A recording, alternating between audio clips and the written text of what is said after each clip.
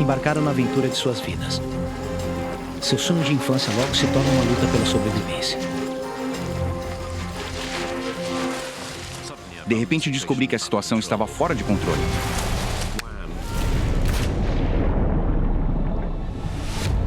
Eu estava tendo que lutar pela minha vida.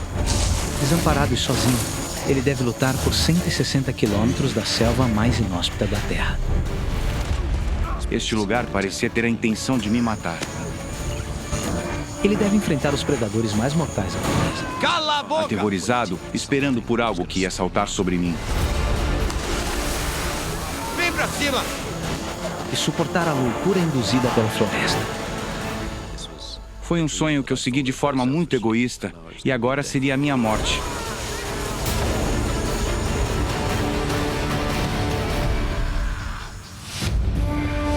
Sobrevivi. Sozinho na Amazônia.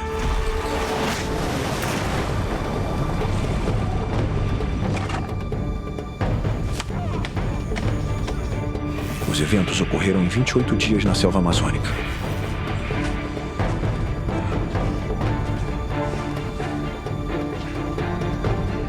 Essa é uma história real.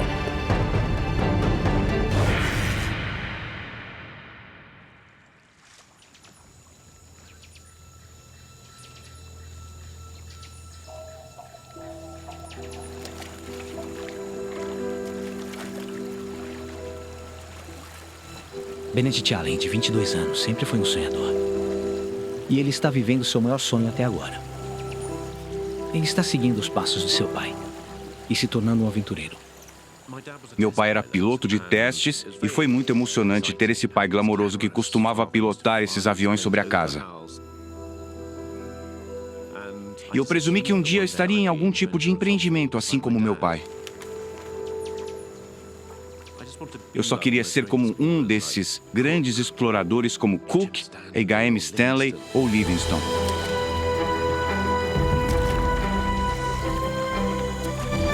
E para sua primeira expedição, Benedict veio à maior selva do planeta, a poderosa floresta amazônica.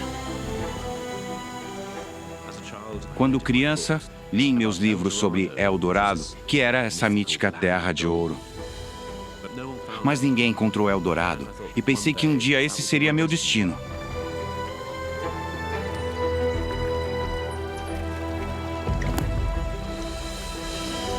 Seu companheiro nessa jornada é um cachorro de rua com quem ele fez amizade ao longo do caminho. Eu estava sozinho e aquele cachorro me lembrava dos meus cachorros em casa. E eu o chamei de Cachu, que em indiano significa cachorro. Então, para mim, ele era simplesmente um cachorro. Mas ele começou a ser mais do que um cachorro. Ele começou a ser meu amigo. Apesar de seu entusiasmo juvenil, essa é a primeira grande aventura de Benedict. Ele está tentando atravessar mais de 1.600 quilômetros de floresta tropical densa e desconhecida. Então ele está confiando muito em 2 guias locais para ajudá-lo a sobreviver. Eles me ensinaram como me sentir confortável na floresta, que para mim era um lugar confuso.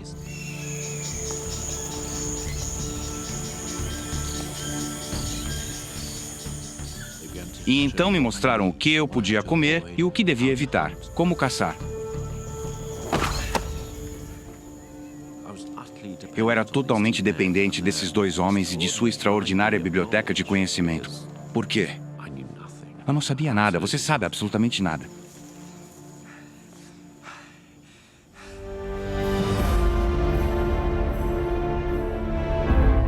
Durante 3 meses, eles se aprofundam na vasta floresta tropical e estão perto da suposta localização de Eldorado, a Cidade do Ouro. Mas Benedict foi avisado sobre os perigosos mineiros ilegais que foram atraídos para cá. E há indícios preocupantes de que eles não estão sozinhos. Sinais eram sinistros. Desde o início. A água, apenas garrafas vazias de cachaça. E cachaça é uma espécie de rum barato. Havia a sensação de que havia forasteiros na floresta. Fui avisado de que eram assaltantes de bancos, ladrões, pessoas acusadas de assassinato. Todos haviam ido para a floresta porque havia uma chance de ganhar dinheiro rápido. Apesar da apreensão de Benedict, eles devem encontrar um local para acampar, pois a noite está se aproximando.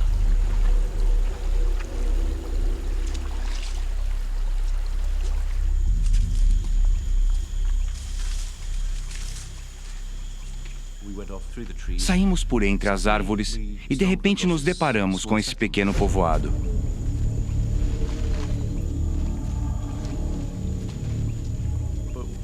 Enquanto eu estava preocupado, meus 2 guias indígenas ficaram absolutamente fascinados. Vamos. Me lembro de um deles pegando um abridor de latas e se perguntando o que era isso. Vamos.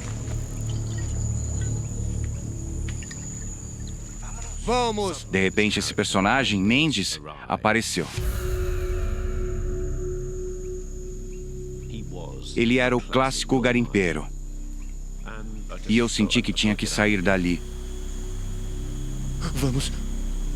Vamos. O que está fazendo aqui?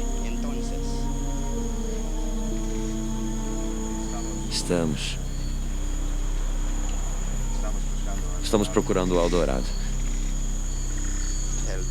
Eldorado? Estamos indo rio abaixo, em direção à foz do Amazonas. Não, meu amigo. Se você viajar para Yaxera, muito perigoso. As corredeiras estão perigosas. Mas posso te ajudar. Mendes me disse, olha, eu serei seu guia. Vou te levar rio abaixo em direção a Eldorado. Além disso, conheço uma trilha. Você poderá caminhar do rio até o mundo exterior. E que me diz? Será divertido. Eu pensei, talvez eu tenha julgado mal esse minerador de ouro. Talvez ele não seja tão ruim. E eu pensei, eu deveria seguir esse plano. Eu estarei indo na direção certa, pelo menos. Certo.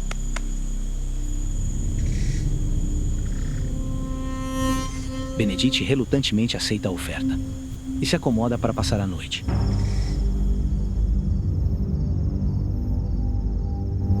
Mas, conforme a noite avança, ele tem uma sensação de que nem tudo é o que parece. Naquela noite, acordei na minha rede sentindo que algo estava errado. Uma sensação de desconforto e lembro-me de pensar que tenho que verificar as coisas.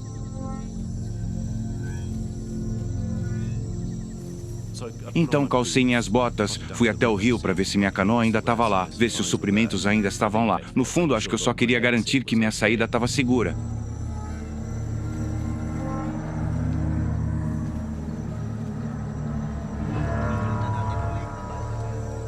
Ouvi uma conversa entre Eduardo e Mendes. Eles estavam discutindo sobre mim. Eles estavam dizendo, por que não cortamos a garganta dele agora? Por que não cortamos a garganta dele agora? E quanto aos índios? Será que se importariam? Se o matarmos? Não. Eles não se importariam nem um pouco. Sentia um medo crescente e a adrenalina começou a pulsar nos meus ouvidos. Venha. Vamos fazer isso agora. Quem vai fazer? Eu mesmo. Enquanto ele estiver dormindo. E percebi que iria ser morto. Este é meu último momento de vida. Eu só pensei, vá, corra, saia daqui. Peguei meu martelo, minha rede de mosquito e corri para o barco. E de repente, eu estava na escuridão, na minha canoa, com meu cachorro. E com seu leal amigo cachorro. Benedict consegue escapar do perigo. Meu primeiro pensamento foi alívio.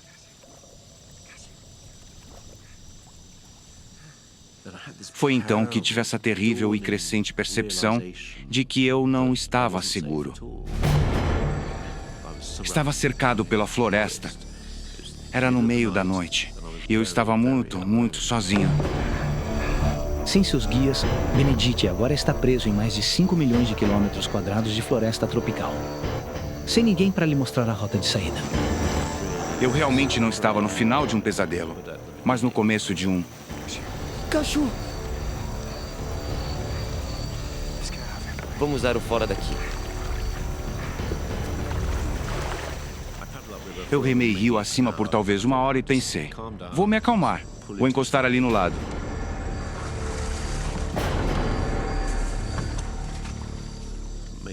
Fiz um pequeno acampamento e pensei que precisava aceitar essa nova situação. E a situação era, meus sonhos de infância acabaram. E eu senti, eu tenho que sair daqui.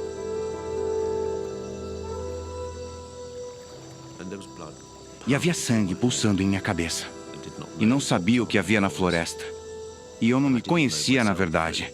Eu não sabia se tinha capacidade de sobreviver.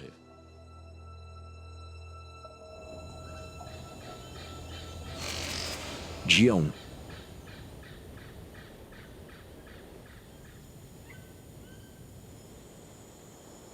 Quando a primeira luz surgiu, pude ver essa floresta absolutamente imensa e lá estava eu, no meio dela, absolutamente sozinho. Foi aterrorizante naquela primeira manhã.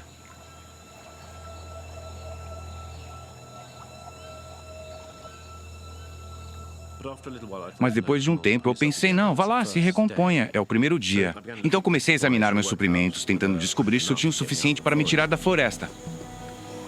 Bom menino. E pelas estimativas de Benedict, ele tem arroz, açúcar e carne seca suficientes para durar aproximadamente 2 semanas. E ele tem um mosquiteiro, um facão e um kit de sobrevivência. Tudo básico que ele precisa para se manter vivo. Se eu quisesse ver minha mãe e meu pai novamente, teria que me arriscar a encontrar uma trilha para sair da floresta, e essa é a opção que parecia ser a única sensata. Mas Benedict sabe que procurar uma rota para sair da floresta significa entrar em águas completamente desconhecidas.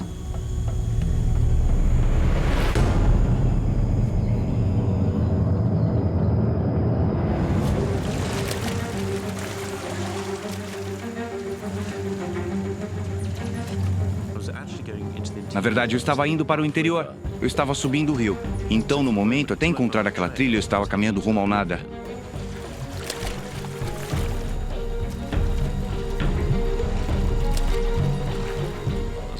Enquanto remava rio acima, comecei a ter mais esperança. Então, de repente, surgiram as corredeiras.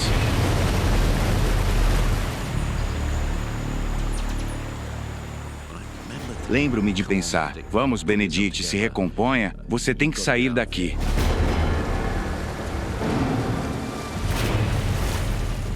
Passei muito tempo arrastando a canoa pelas corredeiras.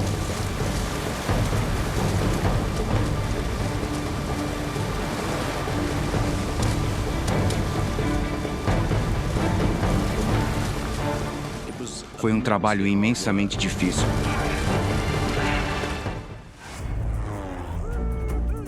Um voo de turismo de rotina. Colide com as montanhas rochosas do Colorado. De repente você está prestes a morrer. 3 amigos lutam para sobreviver. Comecei a pensar se realmente íamos sobreviver à noite. A menos que um deles consiga sair e encontrar ajuda. Pensei comigo mesmo, isso é impossível. Eles enfrentam a morte certa nesse deserto congelado da montanha.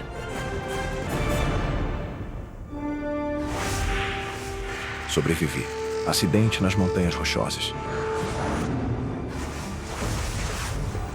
Os eventos deste filme aconteceram ao longo de 24 horas nas montanhas do Colorado.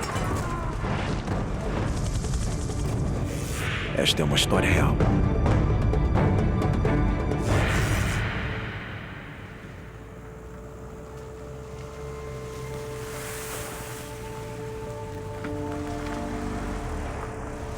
Em um pequeno aeroporto no Novo México, Tommy Robbins planejou uma surpresa para seu cunhado. Achei que seria legal alugar um avião e passear pelo céu. Eu estava muito ansioso pelo voo. Larry Diamond e Tommy estão no último dia de suas férias juntos. Tommy espera que seja o ponto alto da viagem. Além de ser meu cunhado, Larry era meu amigo. Ele não era um amante da natureza como eu. Ele era uma pessoa da cidade e preferia ambientes fechados. É nessa aí. Larry estava muito empolgado para subir e voar pelo céu naquele pequeno avião. Era o lugar perfeito para apreciar a paisagem. E por que não? Estou de férias, vamos fazer algo interessante. E aí, Justin? É bom te ver, amigo. Hoje o grande amigo de Tommy, Justin Kirkbride, vai pilotar o avião. Esta é a nossa garota. Muito bom.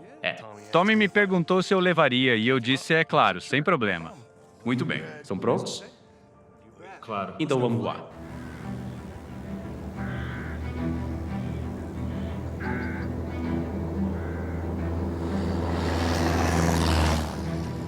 Justin e Tommy são pilotos qualificados, com experiência de voo sobre as montanhas rochosas do Colorado. Nós só íamos subir e fazer meu voo padrão de turismo. A expectativa era subir, voltar para almoçar e depois seguir para casa. Em campo aberto, os amigos acham que voar é a maneira perfeita de observar a vida selvagem local. Larry estava olhando e apontando. Parecia uma criança em uma loja de doces. Foi deslumbrante. Tudo positivo e nada além de diversão. 1 hora de viagem. Os amigos decidem subir mais alto nas montanhas. Diante deles há uma vasta cordilheira coberta de neve. Mas enquanto Justin tenta sobrevoar por eles, Nos instrumentos do avião tem um indicador de altitude. E estamos descendo quase 800 pés por minuto. a forte corrente de ar está jogando o avião diretamente para as montanhas. Se eu não fizer nada, será uma batida horrível. Preciso tomar uma decisão. Então eu tentei virar o avião.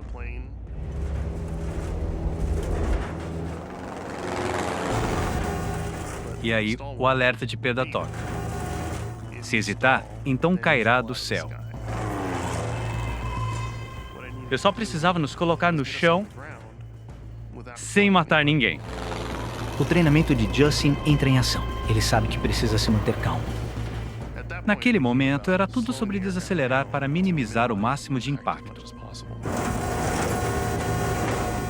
Sua adrenalina dispara. De repente, você está prestes a morrer. O tempo desacelera.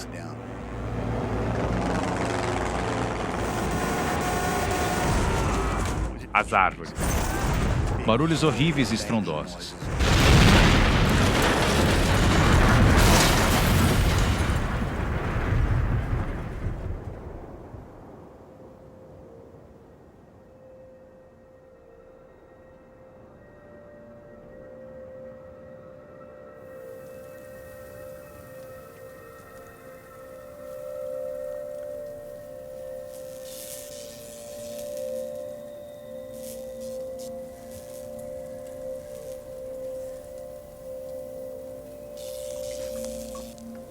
Milagrosamente, Justin está completamente ileso.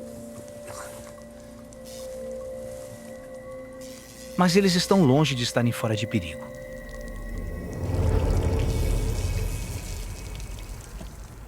A primeira coisa que me lembro de ver foi o combustível. Estava vazando o combustível da aeronave. Isso me assustou.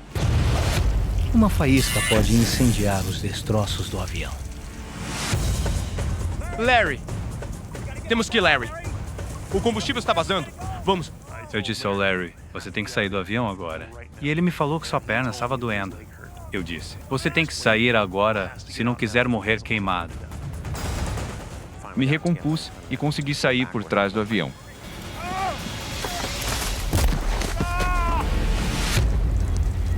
O avião pode explodir a qualquer momento. Mas Tommy está inconsciente. Ele levou uma pancada na cabeça. Acorda! Tommy, acorda. Temos que sair daqui. Tommy, tem combustível por toda parte. Acorda. Eu gritei com ele, mas ele não respondeu. Tommy! Pensei que tinha matado um dos meus melhores amigos. Vamos! Justin precisa arrastar o Tommy, que pesa 100 quilos, para fora do avião. A primeira coisa que me lembro é de uma dor horrível. Acredito que foi quando Justin quebrou minhas costelas.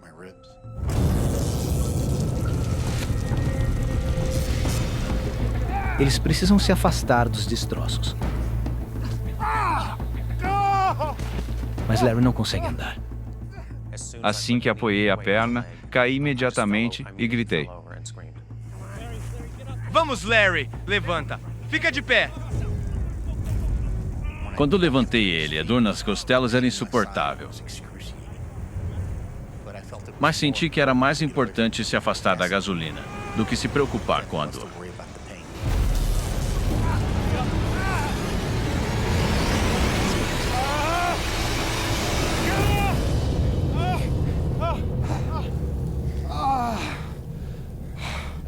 De alguma forma, os 3 homens conseguiram se afastar e sair do perigo. Quando olho para as chamas, foi tipo, nossa, nós quase morremos. Então tivemos sorte de sair dessa.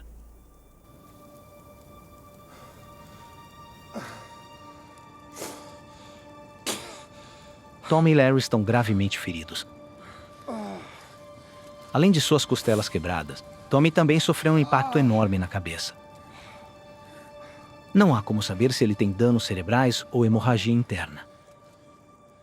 A lesão mais ameaçadora à minha vida foi o golpe na minha cabeça que me deixou inconsciente. O pé esquerdo do Larry foi atingido pelo impacto da colisão, deixando sua perna e tornozelo gravemente quebrados. Era inútil, eu não conseguia andar. Não podiam fazer nada por mim, eu tinha que ser deixado para trás.